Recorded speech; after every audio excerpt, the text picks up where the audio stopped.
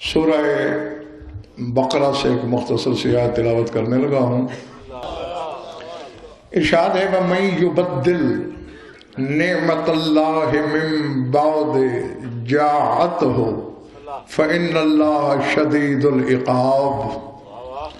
فرمایا جو اللہ کی نعمت کو بدل دے جبکہ وہ اس کے پاس آ جائے۔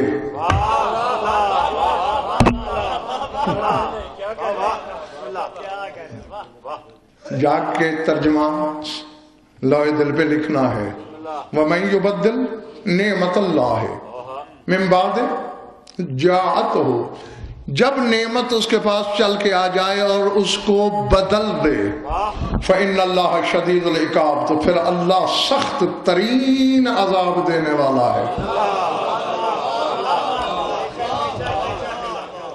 اب میرا سوال ہے کیا کہنا چاہتا ہے خدا کہ جب نعمت آ جائے جو اس کو بدل دے؟ مطلب ہے کیلے کو مالٹا کر دے، مالٹے کو انگور کر دے، انگور کو امرود کر دے، پہلے تو کر کون سکتا ہے؟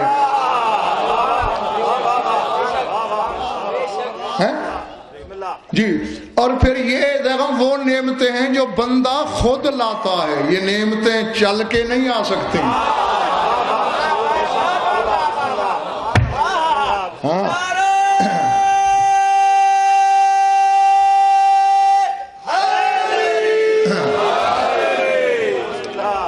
پچھلے محلے والا بات پھلے پڑ رہی ہے، اور یہاں ہے من بعد جاءت ہو، جب نعمت آ جائے تو پھر جو اس کو بدلے تو اللہ دردناک عذاب دینے والا ہے۔ میں امتیاز شاہ جی اسد پہلے تفسیر بیان کر دیتا ہوں، پھر جو چار باتیں آپ سے کر لیتا ہوں۔ صافی سے شروع کرو اور چوتھے امام کے صحابی ابو حمزہ الصومالی کی تفسیر تک چلے جاؤ۔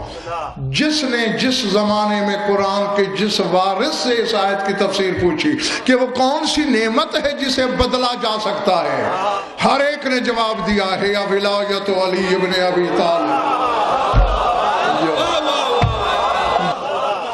یعنی جس کے پاس علی کی ولایت نثار شاہ جی آ گئی اور اس نے وہ چھوڑ کے کسی اور کو وہ جگہ دے دی۔ اللہ اکبر، تو پھر اللہ سخت ترین عذاب دینے والا ہے۔